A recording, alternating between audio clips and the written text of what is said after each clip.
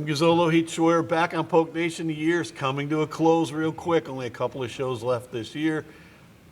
But July 17th, we'll be starting a new one. Are you ready for the new year? I'm ready, man. I'm ready. I'm excited. This has been a weird summer because I thought there'd be a lot more realignment movement. So we'll talk about that later on. But I wanted to ask you about the NIL deal signed in Texas by law. Mm-hmm. We talked a little bit about it last week. It was about essentially Texas saying you can run your own NIL through the school, and the NCAA has absolutely no power within our state to do anything about it. That's now been passed and signed into law, I believe. Mm-hmm. So with that in mind, we think LSU or Louisiana will follow suit quickly. What are your thoughts on that? And you seem pretty happy about that. I think it's a game changer. I actually, personally, I like it. I think that it makes it easier for donors. It makes it easier for everyone. And I just think that we're in a different time of college athletics. And there's people out there that say, oh, well, this is going to kill athletics. And it's going to kill. Sure. And I understand that. But we're here. And, yeah. And when the Supreme Court a few years ago ruled that student athletes can get paid for their name, image, and likeness, the toothpaste was out of the tube. Yeah, it's not going back in. You can't get it back in. And so I personally think that, being able, I think Texas and the other states like Arkansas, Colorado, Montana that kind of have similar laws on the books, I think it brings a little bit of control, if you will, when it comes from the school. So I'm for it. I think it's a game changer. I think that for us in McNeese, I think it will truly allow us, if and when that law passes in Louisiana, I think it allows McNeese and people like that to truly get ahead of the game. When it gets rolled out, because Connecticut passed it last week, I think they went to number 19. There's certain ones that obviously have different ones. But are you expecting Louisiana to be very similar to Texas? And let's be realistic about this. If you take away the power of the NCAA to investigate NIL, what model is the NCAA going to be to you? I don't know. That's way above my pay grade. But I think Louisiana will follow. I mean, listen, this is about SEC football. Okay, so no, it can't be about SEC football. So and Power 5 football. So when you have Texas, who now Texas and Texas A&M are going to go into the SEC, you have Arkansas that's already passed a very, very similar law in their state. Oklahoma has too. Oklahoma has. Well, it's hard for me to sit here and believe that LSU, Louisiana, and Alabama is going to just sit idle and let those teams have an advantage, if you will. I don't see that happening, and I'd be very surprised if other states like Louisiana don't jump on board and figure out how to pass state laws. Okay, last week, the Power 5 or Power 6 conferences or whatever, a few members of them basically went to Congress, to D.C., and kind of begged a little bit for help from the Senate to pass federal law that would limit Texas's power. You said last week you didn't think that would happen. Any change in that after hearing him? No, I don't think it's going to happen. I understand why they want it. I think that, if everyone's playing under the same set of rules, I think it's probably a good thing. But in reality, I think that across the country, across the world, I think our U.S. government has bigger issues than worrying about college athletics. That's just my own opinion. Also, I don't see 51 senators voting against their local state football team. I don't either. I could be wrong. I don't either. And but I will tell you that I think the one thing this has shown, okay, is how powerful and how important college athletics is to so many of these states, especially college football and college basketball.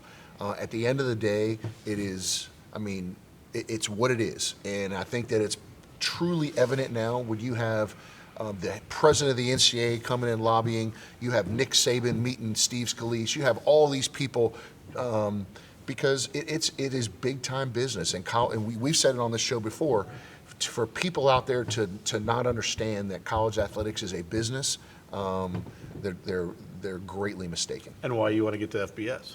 For sure, absolutely. I mean, look, at the end of the day, it's you have to position yourself as a university, as a business. Your college athletics is a business, and to put yourself in the best situation possible moving forward. And are you ready to go this summer? Oh, I don't know. I mean, like I told you before, I mean, we're doing a lot of things to put us in an opportunity to be in the discussion. That's all we can do. I can't control what other people think or other people do. All I can do is do the things that put us in a position that if and when the train comes around, we're able to get on it. And Will Wade does that. Will Wade, the basketball coach, who will have him as a guest next. Are you the number 2 basketball team in the state for interest? I don't know. We'll see. We'll meet Will Wade once again on Poke Nation right after this. Welcome back to Poke Nation. Coach Wade, good to have you back, man. Good to be back. Okay, so I'm looking over here. We got camp going on. We got your guys here working out.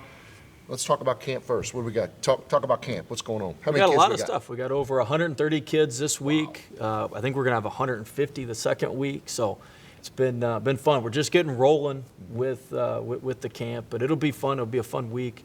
Everybody will, they'll get better basketball-wise, learn how to shoot, learn how to pass, learn how to dribble, learn the fundamentals, and they all like playing 5-on-5 at the end. So we'll play some 3-on-3 and some 5-on-5 in the afternoon after we do some basic skill work in the morning. And so it's, camps are a great way to engage with the community. I was down there meeting with the parents and meeting folks today. And so it's a tremendous way to engage with the community and then get kids on campus, bring kids to campus, let people be a part of our basketball program. I told the campus, you're part of our program for the week. And so it's an exciting week, an exciting time. My staff looks forward to it. As you can hear them back there. They've got plenty of, energy early in the morning here. Well, one of the neat things that I noticed is, obviously the campers are all ages and all abilities, but you have some lower baskets for the young kids so that they actually can, play the game and shoot and learn properly. Talk a little bit about that. Yeah, I think it's important. I think if you have young kids and you have them shooting on a 10-foot basket, you teach them bad habits. Amen. Like their elbow gets out, they're not underneath the ball, and they don't follow through as much as they need to.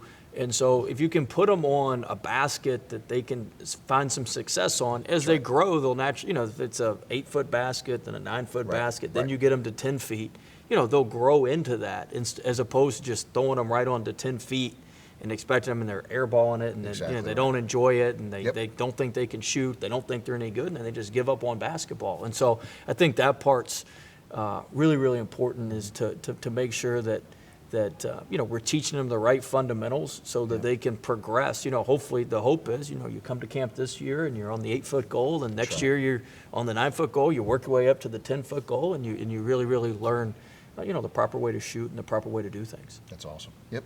Then you're starting in McNeese one day.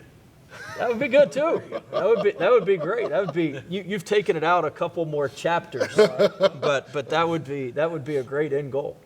You got everybody on campus, all your players. What are you finding out about them, and how hard are they working? And I guess the big question is, how's the weight room? Weight room's been great. I mean, we're getting stronger. We're getting in better shape. Our conditioning. We got a long ways to go with our conditioning, and so that's been a big point of emphasis for us here. We've actually added some conditioning and some circuit work at the end of all the weight workouts, just to make sure we're getting a little bit further along where we need to be. With our conditioning, but it's good to have the players here. As a coach, the first couple of months were fun, but you don't have any play. You got 4 guys that are coming back from the other. You like action. You like having guys here. We were in the weight room at 6 this morning and getting going and getting moving, and so you like having guys around and having some action and things. And so that part's been fun, but they're getting better. We've been doing a lot of weight stuff. On Tuesdays, we do some team building. We went bowling one week. We're going to an escape room one week. We do some different things like that. So, with all the new players, you want to have them around each other as much as possible. We've been doing team meals where you can't have your cell phones. You actually got to talk with another human being as opposed to be on your cell phone. I even give up my cell phone for that. How about that? No, you can't. That's the cell phone box over there. I put my cell phone in the box. And, I talk with everybody as well. You don't fidget with waiting to text and that? No, I give my phone up. So But, we're doing a lot of things like that to try to, get our team better, but build some camaraderie as well. Where are you on your schedule? Because I know you had a couple of games. We're still working. We got a game with Michigan, which was good. We signed that contract. Into last week, so that was good. Right after Christmas, we've still got an opener, which is what we're hoping to get a big time game and number for the opener. But the Michigan game is going to be right after Christmas. I think it's December 29th up in Ann Arbor. And so, we're working on that. We need two more games like that, and we'll pretty much be done with the schedule. And are you doing that for him? Are you working on any of that? No. I mean, we obviously talk. We talk. He passes along stuff. Yeah. He hears. I pass. We're working together on it, but I don't. I mean, it's but I will tell you that it's a lot different now, Jim, because it's hard for us to get people to play. Yeah. Versus years in the past. I mean, our schedule was done pretty early. Now it's there were people beating on the door for sure. Well, Chambers, my assistant, who kind of handles it, he gets all. I say, look, Chambers, we got to wait teams out. No question. A 2 at 10's a 10 at 2. You know what I'm saying? So the longer you wait, we're gonna look a little bit better. We're gonna look a little bit better. He subscribes to that theory. We're gonna look a little better the longer it gets, and there's less teams that need games. Right. Yeah. Exactly right. As far as that goes, as far as the team, who do you want to play? Do you want to play? Obviously, Big Ten, Michigan, but is there a different part of the country? We want to play teams that'll play us, and then preferably, Michigan's close to Indianapolis, where Saunders is from. Preferably and it's close to Cleveland, where Garcia's from, or Columbus, Ohio. I mean, where Garcia's from. So you want to play teams that are high major and will play, and then you want to get them back close somewhat to where some of your players are from, if you can. When we come back with Coach Wade on Polk Nation, we're going to talk about the expectations and the raising expectations, the pressure that comes with it, right here after this on Polk Nation. We're back with Will Wade, basketball coach at McNeese State University, camp counselor apparently behind us. Okay, I mentioned this in the last segment, but there's never been a lot of pressure at McNeese to win. There's never been a lot of expectations. Now suddenly there is. Have you felt the difference, or is it just you've always had pressure to win because of you? No, I mean, I've always been in pressure situations. There's not a more pressure situation than taking over for Shaka Smart at VCU. I can assure you of that. A guy who was, a god, or just short of it there, and then taking over and having to keep that train moving is in 34 years. That's pressure. But look, I look at it like this. I think Coach Patino said this a long time ago. Pressure is a privilege. I mean, what's the alternative? For us to be bad and nobody cares? And I mean, at least now we got people caring and investing in the team and invested in the season and invested in how we're doing. Now, is it going to hurt when we lose some? Yeah, it'll hurt because people are more invested and they're not as used to it. And so, I look at the pressure as a good thing. I don't really see it as pressure. I can't focus on any of that stuff. What I can focus on is making sure our guys are great in the weight room every day, making sure our guys are good working out every day, making sure our guys are good eating every day, making sure we're getting better as a team in terms of our camaraderie. So I don't focus on any of the external stuff, but certainly we all came here to win. I mean, I think that was the idea, that we were going to come here to win, and we were going to come here to compete at the top of the Southland Conference. And so, there is going to be, pressure that comes with that. You're going to ask me in a press conference in, February, or, you guys feeling pressure, as you're coming down the stretch here trying to win the league. Well, what's the alternative? To, be in the bottom, trying to fight to be in the 8th place game? Question. You know what I'm saying? I mean, but it's all perspective. Sure. All that stuff is good stuff. Having high expectations, having people that care, having people talking about it, like all that's a positive. I don't look at it as pressure as much as I look at it as, that's great. We've got people engaged in the program. We've got people excited about the program. And I think, as you know, I'm pretty sure of what we do. I feel pretty good about our processes and our standards and how we do things. And I got no doubt we're going to be able to deliver in a big way. I told you 23-plus wins. 23-plus wins. Coach, I got a question. So first thing, I got a comment because, DT, Christian Shoemate, those guys, like, I've ran into them in the last week. Trey English is another one. Actually today I ran into. Had brief conversations, but all of them are so excited about the change. They're so excited about what's going on in the program. And there hasn't been this much excitement that I've seen on those kids' faces in a long time. So kudos to you. But I think some of it has to do with what you talked about earlier in the first segment about phones and things like that. When we started talking, you talked about the process. Talk about some of those things that you've implemented within the team that Polk Nation would be excited about, like the phones. Like, why is that important? And what are some of the other things that are simple that you've implemented? Well, just basic stuff. I mean, you show up to the weight room, you've been in there, everybody's wearing the same thing. Same shoes, same socks, same shirt, same shorts. Yep. Now, you may say that's a little thing, but it shows uniformity. It shows being a team. You know, you've seen our kids. I only let them wear McNeese gear when we're in the arena. Well, it shows a pride about a pride about what they're doing, a pride about our school. Taking the phones when we eat. It's only for 25, 30 minutes, but they got to sit around the tables and talk to each other as opposed to get on their phones. And so that, in my mind, that translates on the court, talking to each other defensively, talking to each other, you know, being able to communicate. Everybody communicates now through DMs and Snapchat and all that other stuff. Like, you still have, in basketball, you know, you can't text somebody to rotate defensively. Like, you still have to move somebody over there and get them outside the red zone and stop the dribble penetration. That's right. And so I think there's just a lot of things like that. There's a lot of little details like that with the myriad of different things. But there's a lot of little details that when you add all those up, it's the difference. Because the reality is every conference you're in is hard. It's hard to win conference games, no matter what league you're in. And it's going to be hard to win Southland games. 70% of our games are going to come down to 3 possessions or less. All right, so how can you manipulate those 3 possessions? How can if you can talk a little bit better, maybe that gets us an extra possession. We put a lot of time into winning the jump ball. We put a lot of time into some other special situation type stuff to try to get us those 3 or 4 extra possessions every game. And I think everything in your program's got to be built out around that, and that's what we try to do. And I got a great look. My staff's been with me, so they get it. They get it, and they can enforce the stuff. My strength coach they can enforce everything without me just having to be the heavy hand on absolutely everything, and that helps as well. So I know we're a long way from traveling for games, but when you get on a bus as a McNeese basketball player, everyone's wearing the same thing. Everyone's wearing the same stuff. Coaching staff's wearing the same stuff. We're all. You got to have some uniformity to what you're doing. Now, the one place I stop is, kids like to wear different shoes in the game. I'm all about the comfort for that. Right, Whatever you feel good about, we'll let you do that. But no, there's going to be some uniformity to what we're about and what we're doing. And I think when you have that, I think it spills over onto the court. Mm-hmm. And obviously, are you surprised by how much attention's that's switched over here?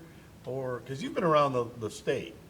You know about the state. You knew about McNeese basketball before, but are you surprised with how much attention that's all of a sudden kind of come here? I don't know. I hadn't paid attention to all that. But look, my job is to promote McNeese State University, McNeese State athletics, and McNeese State basketball. And so the more attention we can bring on all of that, the better. That's my job. Well, it's been a quick ride already, I'll tell you that much. When we come back, we'll get Coach's final thoughts after this on Polk Nation. We're back. Coach, you got a busy week this week. You got AD meetings nationally. You got an AD meeting for the Southland Conference. I want to ask about the Southland Conference first because we talked a little bit about this last weekend. I noticed that about 2 years ago we had kind of this display or this kind of disagreement or whatever between some teams. 5 left, but it was because 4 or 5 schools wanted to go one direction. Yeah. 4 or 5 schools didn't want to go in that direction. I feel like it's almost happening again now. There's a progressive group and there's a kind of stay as we are group. Am I reading it wrong or am I reading it right? I think no matter what group of people you get or in any business, I think I think it's healthy to have discussions, and I think that in any organization, any business, any league, there's people who want to push the envelope, and there's people who are more conservative. I don't think that's any different than the Southland Conference right now. It's just strange that you guys were on the side of being more conservative last time, and now with you in charge, you're more on the aggressive. I'm definitely on the side of progressive and aggressive, but I look at it from, listen, I just don't think you can ever just stay the same. I think you're either improving. This just comes back from my coaching, right? As I think every day you're either getting better or you're getting worse. I don't think you stay the same. And I think that's the same thing as a department. I think it's the same thing as a team, and obviously the same thing as a league. I think that, every day I think you got to figure out a way to progress. And listen, not every single day is going to be great, and you're always going to take a step back here or there. But if you just keep having more positive days and keep pushing the envelope, I think good things usually happen, and that's what I'm really trying to push and to strive within our league. The conference AD meetings, will talks focus on expansion or no?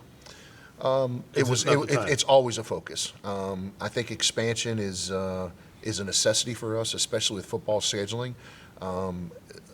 I've said it on this show. Football scheduling is absolutely brutal. It is one of the hardest things that I've had to do. So just to get another team to have another game every year that's on your schedule, I think is something we desperately need. But getting the right one, I just think there are teams within our league, within our footprint that we just have to be able to go recruit and get. And do you think the schedule change for basketball will go through? I do. You'll be playing Saturday, Mondays men's, Thursday, Saturday, Monday. I do. I think it will pass. The conversations I've had with the other ADs, we'll see. I think it's going to be really close, but I actually think it will pass. I think it'll be interesting, but I look at it like this. So if we were going to play at home on a Thursday, Saturday, then we're just going to be on home Thursday, Saturday, Monday. Yeah. The women will play Thursday, doubleheader Saturday, men play Monday. And you didn't really travel with the women anyway. You took 2 separate buses in that day. Correct. Yeah. Absolutely. Yeah, so 100%. So there's not a huge difference in budget. No. It's no. I mean, the men's will just travel on a Friday instead of a Thursday, if you will, or come on a Saturday, and it really doesn't change anything from a budgetary standpoint. And you will get probably 7 o'clock tip-offs instead of 7:30, 7:45, stuff Yes, like that. and I do like the 7 o'clock, and it's 7 o'clock on a Monday. I think you will get better officials. For me, it's about how many times we can be on linear TV. I mean, I've really challenged our conference to, if we do this, that we need to have conversations, especially when we're up for negotiations with our TV deal in the future, in the next year, that we need to push to try to have as many of our games on linear ESPN as possible. So would you go with weird times for that? I would. I'm a proponent, just like the Sun Belt is done with football. I'd play, 10 o'clock, 1 o'clock, it doesn't matter. I just think as more times you're on ESPN in our 2 revenue sports, the better. So you'd play football anytime? I would, absolutely. I don't know about football, but I'd like to see you have a pajama game. I liked the old pajama games in the day of Coach basketball. Golf might not like that, but I would. I don't want one for football. I would play football at any point in time to be on linear ESPN. I'd like to see a pajama game for basketball. I'm not sure I want to see one for football. Would you dress in pajamas? Don't do that. I don't. Okay. Why would you? Yeah. Why bring that up to the poor people? Why even bring that up to poor people? The national AD meetings you're going to. Yeah. What are their discussions? A lot of it's going to be on, it's really interesting. Last year was the first year that I went. I found it very informative. There's different breakout sessions that you can go to and different panels. It really is educational. And then obviously so many of the ADs across the country are there. So it's a great time to network. I'm going to work on football scheduling while we're there. It's easier to grab someone on football scheduling when you're having a cup of coffee than it is trying to get them on the phone. So there's the Ohio Valley deal's done. It is. No chance bringing it back? I don't think so. Unfortunately, unfortunately. I mean, I think it was something that needed to happen because of where we were at the time, but it's there's pros and cons. You have a game, but also like we have to go to Eastern Illinois. That's a long flight for us. Early in the season to go over there. Just remember, the original Burger King was in Mattoon, Illinois, just across the road. The facts that you can spit out, that's unbelievable. I've said before, you need a life. You need to do that. You need to find one. Well, thank you for joining us. We'll see you next time on Poke Nation.